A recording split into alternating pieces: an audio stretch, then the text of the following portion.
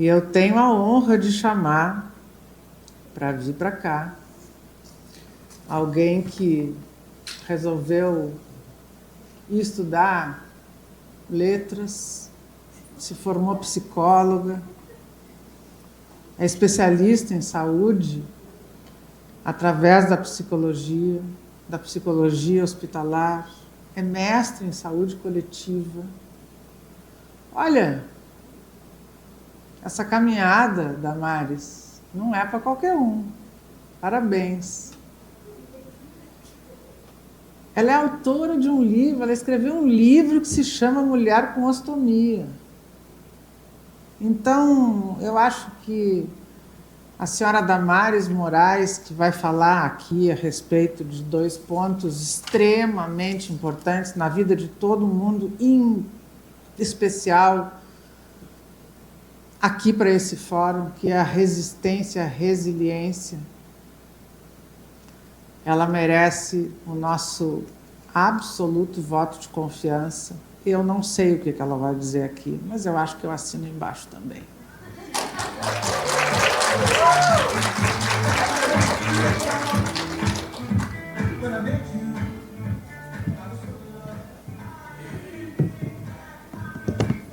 Alô, Jesus está muito alto.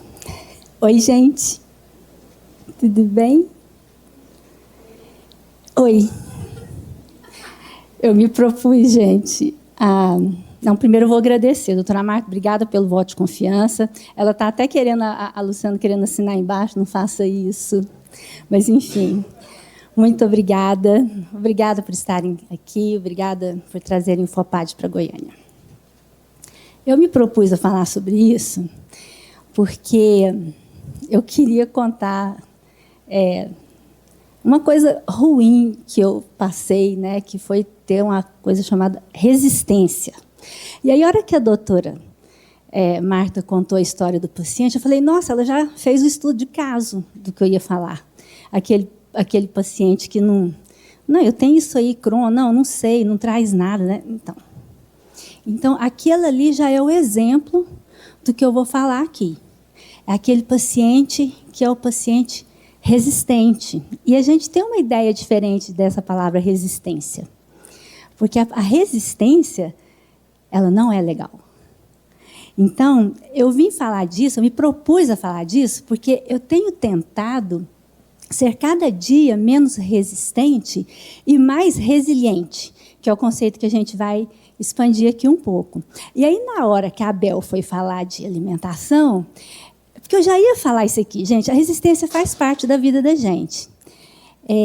E vai fazer parte da minha, vai continuar fazendo. E aí eu descobri onde está a minha resistência hoje. Porque eu ia contar de uma resistência que eu já tinha superado, Bel.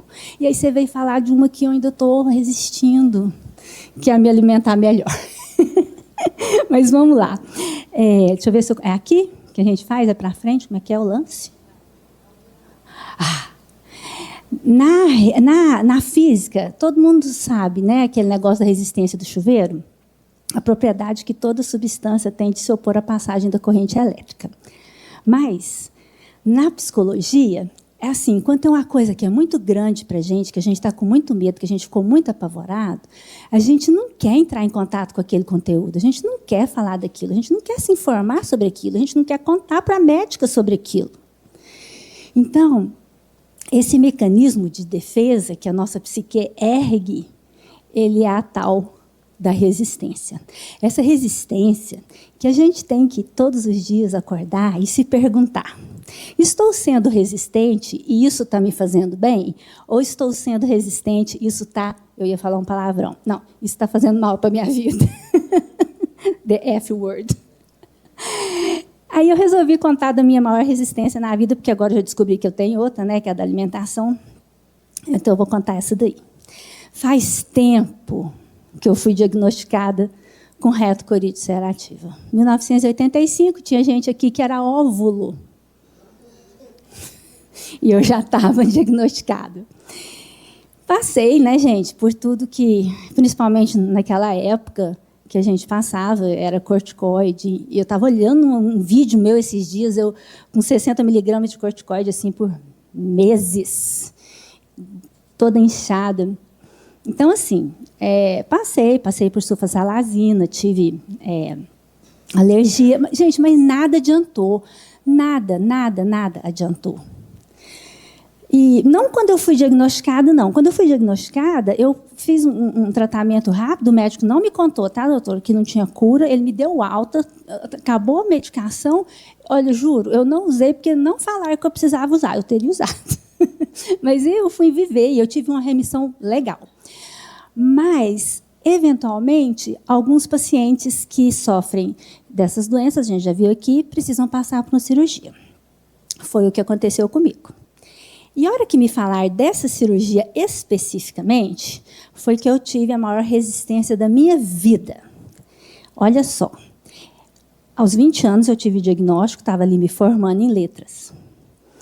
Aí eu fiquei bem, aí eu tive essa remissão aí por vários anos, e quando a doença voltou, conforme a doutora Marta disse, ela voltou muito pior.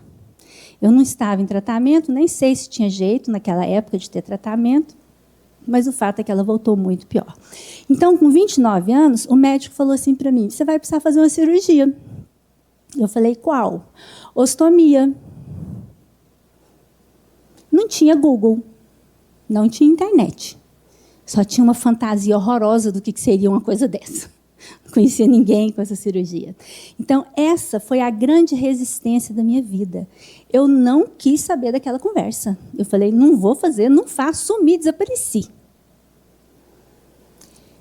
Fiquei melhor, fiquei pior, voltava no médico, até mudava de médico. E o médico, você vai precisar fazer uma cirurgia. Não vou. Então, essa minha resistência foi acontecendo aí, gente, durante 6 anos. 6 anos. O que foi acontecendo nesses 6 anos? Eu fui piorando. Mas eu fui piorando hardcore. Eu fui ficando ruim. Quando eu estava com 35 anos já, eu vou contar como que eu estava. Primeiro, vocês estão olhando aqui para mim, né? Eu estou com 63 quilos hoje. Eu estava com 33. Então, tira 30 aqui, vocês vão saber o peso na época. 30 quilos. Evacuações em 24 horas. 30 também. 30 evacuações. Sangue, muco. Eu estava incontinente, de fralda, na cama. Esse foi aí que eu cheguei. Foi nesse lugar que eu cheguei. De uma pessoa que não fazia mais nada. Eu só fiquei meses de cama, de fralda incontinente. Nesse momento, aí a minha resistência, ela já não existia resistência física e nem psicológica, não existia nada. Eu tinha perdido o rumo, eu já nem estava funcionando mesmo, nem cognitivamente, eu não estava boa da cabeça, não. O fato é que eu tive que fazer a cirurgia. Então, a partir dos meus 35 anos, que foi quando eu fiz a minha ostomia, e eu até não falo que eu não gosto muito de aparecer nesses eventos aqui, não, porque eu acho que eu sou o pesadelo de quem tem DI e fala assim, será que um dia eu vou ter ostomia? Mas, enfim, estou aqui, estou bem, né? Mas, assim, a partir desse momento, eu fui refletir sobre a minha vida. Que aquela resistência não foi legal. Não foi legal, eu me coloquei em risco de vida, porque eu estava muito mal quando eu fui fazer a cirurgia. Então, eu poderia ter tomado uma decisão mais sábia, eu poderia ter me informado melhor, mesmo com as condições difíceis que tinha naquela época. E é por isso que eu quero falar um pouquinho de resiliência. Para a física, então, a resiliência é a capacidade de um material voltar ao seu estado normal depois de uma tensão ou deformação. O que acontece? O bambu é a árvore símbolo da resiliência. Por quê? Porque, embora seja uma árvore aparentemente frágil, é uma árvore que, quando vem a tempestade, ela se verga. O vento passa e ela se verga, e depois ela volta. Então, é por isso que ela é o símbolo. Algumas árvores são muito fortes, e a gente já viu árvores fortes, robustas mesmo. Vem o vento e a árvore quebra, e cai e não levanta mais. Então, vejam a comparação que a gente faz sobre qual que é a grande importância da resiliência e qual que é a palavra que está muito ligada à resiliência. É uma palavra chamada flexibilidade. É também uma boa capacidade de aprender. Ela tem a ver com se reorganizar de maneira eficaz. Então, se eu levei um murro na cara, né? Eu lembro que um psicólogo falou para mim que eu tinha ido a nocaute, né, quando eu fiz ostomia, porque eu fiquei assim muito mal. E aí eu fui me reorganizar e eu fui aprender a viver daquela forma. Eu estava construindo uma resiliência. E eu acho legal contar que é construindo, porque a resiliência não é uma coisa assim que a gente nasce com ela, assim, eu nasci resiliente, eu sou resiliente. Não. A resiliência é algo que você pode construir. E hoje aqui a gente já aprendeu tanto jeito de construir resiliência. Todas as coisas que a doutora Marta falou têm a ver com construir a resiliência. Sei que o que a Luciana vai falar, provavelmente também. O que a Abel falou, provavelmente que a Andréa vai falar. Por quê?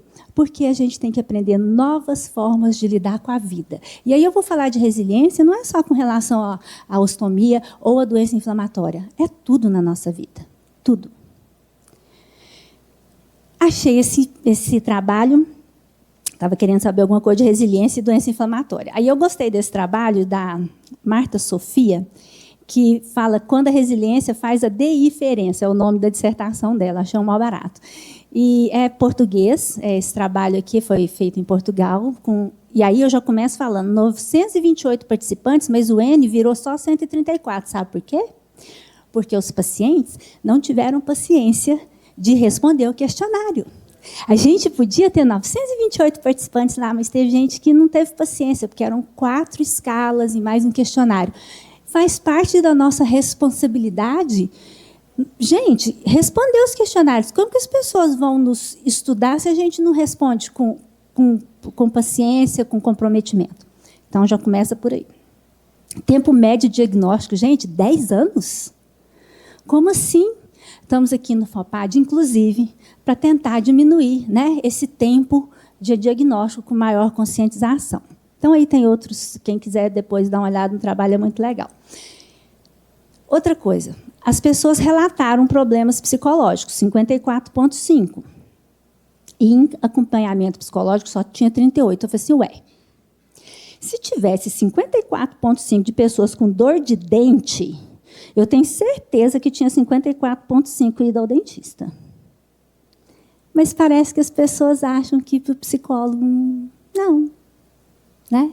Estamos aqui também para falar que, se você tem dor de dente, você vai ao dentista. Se você quebra a perna, você vai no ortopedista para você consertar a sua perna. Você vai no seu médico gastro, seu médico procto, quando a questão é aqui. E quando a questão é aqui, a gente também tem que buscar ajuda. Porque os aspectos emocionais, eles são muito importantes no caso da nossa patologia. Então, vamos pensar também nesse tipo de coisa. Bom, esses dois autores, eles consideram a resiliência uma característica da personalidade, que a gente pode, como eu falei, aumentar, da questão da capacidade de adaptação. E eles dividem em 5 elementos: serenidade, perseverança, autoconfiança, sentido de vida e autossuficiência. Serenidade. A foto é linda, né? Essa capacidade de aceitação tranquila talvez seja uma das coisas mais difíceis para nós que temos uma doença dessa. Gente, aceitar que você tem uma doença que não tem cura e que vai te dar umas rasteiras na vida não é fácil. Então, a minha meta, gente, é esse primeiro aqui, tá? As 2 metas. E ficar num lugar lindo daquele e ter serenidade. Vamos pensar que isso é um dos aspectos da resiliência. A perseverança também já ouvimos aqui. Se a gente não perseverar no nosso tratamento, se a gente não perseverar na nossa alimentação melhor, se a gente não perseverar nessa caminhada, a gente vai se ferrar. Então, a resiliência também envolve essa reconstrução dessa nossa forma de olhar a vida, que não dá para começar a coisa e parar, começar e parar. E a autodisciplina do exercício, da alimentação, da medicação, de olhar se está tomando direitinho. Tudo isso é resiliência. Não parece, né? Mas é. Tomar a medicação direitinho é resiliência, certo? Autoconfiança. Capacidade de confiar em si mesmo. Eu acho um pouco difícil para a gente confiar na gente, mesmo quando o corpo da gente trai a gente de um tanto que ele trai. Que a gente está indo bem, de repente o nosso corpo nos trai. Eles viram e falam assim, você está indo bem, né? Então, vamos entrar em crise. Enfim, mas essa autoconfiança, eu entendi de uma forma como reconhecimento das nossas forças e fraquezas. A gente tem que ter autoconfiança, sim, inclusive para reconhecer que a gente tem fraquezas. E essas fraquezas, elas são muito aparentes na nossa patologia, né? Então, essa confiança na nossa habilidade de entender que hoje eu não estou bem, mas vai passar. Eu não estou bem, o que eu posso fazer para melhorar? Eu não estou bem, qual que é a minha responsabilidade sobre isso? Eu não estou bem, quem é que pode me ajudar? Não é ficar mudando de médico, né, como a gente estava pensando. É principalmente achar uma pessoa de confiança e se manter. Então, a gente tem que confiar na gente, mas é reconhecendo que a gente também fica fraco. Não quer ir mais, não. Ficou fraco. Passar a próxima, obrigada. Será que passou 2? Passa mais um, por favor, deixa eu ver. Não, pode voltar. Pode voltar. Vamos falar do sentido da vida. O sentido da vida ele é extremamente subjetivo, né? Quem quiser ler um pouquinho, um livro muito legal do Viktor Frankl, que fala que é Em Busca de um Sentido, Em Busca de Sentido, é um livro bom para a gente refletir sobre isso. Esse reconhecimento de que existe um objetivo maior. A gente aqui, a maioria de nós aqui, a gente tem um objetivo maior, a gente tem uma causa, a gente quer ajudar outras pessoas, a gente quer ajudar nós mesmos. Mas o sentido da vida ele pode estar ligado também à sua espiritualidade, ele pode estar ligado aos seus valores. Então, encontrar o sentido da vida é uma coisa interessante, porque a gente vive nessa materialidade de uma doença que precisa de um tratamento muito, muito rigoroso, e às vezes a gente esquece que a gente não é só material, a gente não é só biológico, a gente não é só isso aqui. Então, a gente também deve buscar esse tipo de... mais esse aspecto da resiliência. Por favor. Autossuficiência. Essa eu adoro. Eu gosto dessa foto, porque o caminho nosso é único, a nossa trajetória é singular, e a autossuficiência gera um sentimento de liberdade e singularidade. E aí eu quero dizer o seguinte, essa liberdade da autossuficiência não é da gente dar conta de fazer tudo, não. A autossuficiência não é você dar conta de fazer tudo, porque isso aí se chama onipotência. Dou conta de fazer tudo. Não, não é. É autossuficiência. É você ter liberdade de não dar conta. Tem dia que a gente não dá conta e a gente tem que ter liberdade para falar, hoje eu não dou conta. Isso também é autossuficiência. Isso também é importante. Isso também é resiliência. Outros autores falam, e olha só, maior adesão ao tratamento é uma coisa que retroalimenta, né? Você é resiliente, você adere melhor ao tratamento, você aderindo ao tratamento, você está desenvolvendo resiliência. Então, é assim, uma coisa retroalimenta a outra. Então, adesão ao tratamento, sermos mais cuidadosos, evitar possíveis riscos, favorecer fatores de proteção. Gente, a gente acabou de ver 2 aulas sobre isso. Fatores de proteção, ser mais cuidadoso, adesão. Tudo isso é resiliência, parece até que a gente combinou. Né? Não foi? Vocês falaram tudo, vocês deram todos os exemplos, que eu não preciso dar exemplo aqui, está tudo ali. Pode passar isso. E os níveis elevados de resiliência, eles preveem uma melhor qualidade de vida, segundo os estudos, que é outra coisa que a gente busca. Então, se a gente vai desenvolvendo isso, e a gente está aqui fazendo isso de forma tão linda, pode passar, por favor. Porque, olha só, essa atuação multidisciplinar, e vamos ter essa aula também, né? Quando as pessoas olham para a gente, para além das características biológicas e fisiológicas, das psicológicas também, das emocionais, esse conhecimento, esse impacto na expressão dessas doenças é muito grande. E aí, pode passar. E aí eu vou falar para vocês, como que a gente aumenta a resiliência? Olha só, é tudo que a gente está fazendo aqui. Acesso a informações e apoio, participação em grupos e associações. Olha só, está tudo aí. Tudo nesse estudo. Sentido de comunidade, interação com outros pacientes, isso favorece um sentimento de pertença, de compreensão mútua.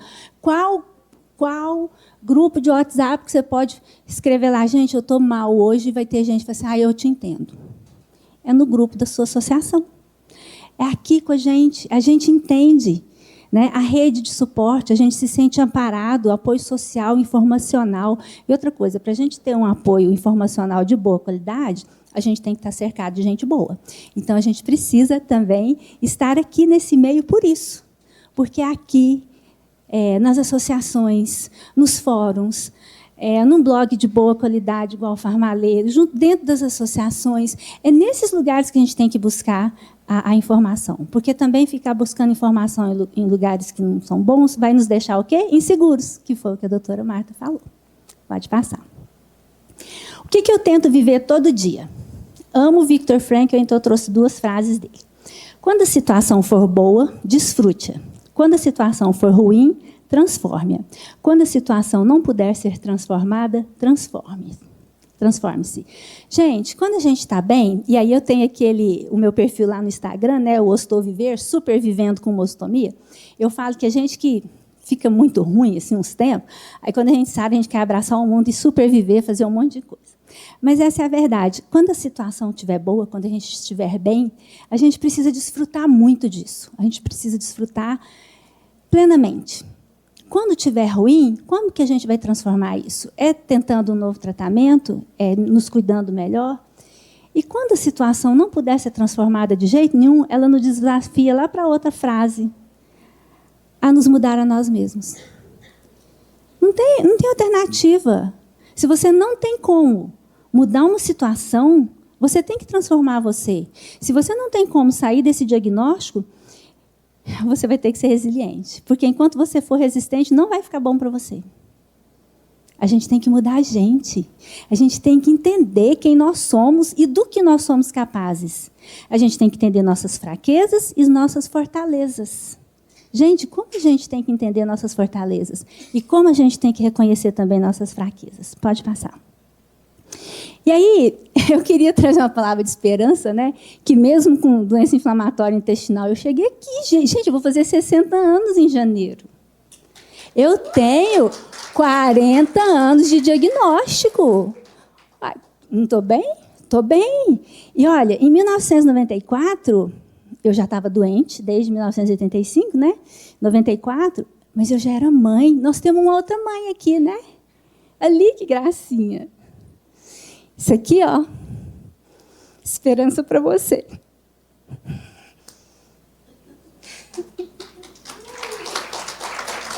Porque, mesmo com doença, com ostomia, a ostomia, na verdade, foi o que me trouxe grande qualidade de vida. Eu vi meu filho crescer, virar esse homem lindo e se reproduzir. Eu sou avó. Entendeu? Então, o que eu quero trazer é essa palavra de esperança. Eu sou muito grata. Hoje eu tenho um segundo diagnóstico, então agora eu vou ter acesso a essas medicações boas, né? Que vão me dar essa qualidade de vida que eu não tive naquela época.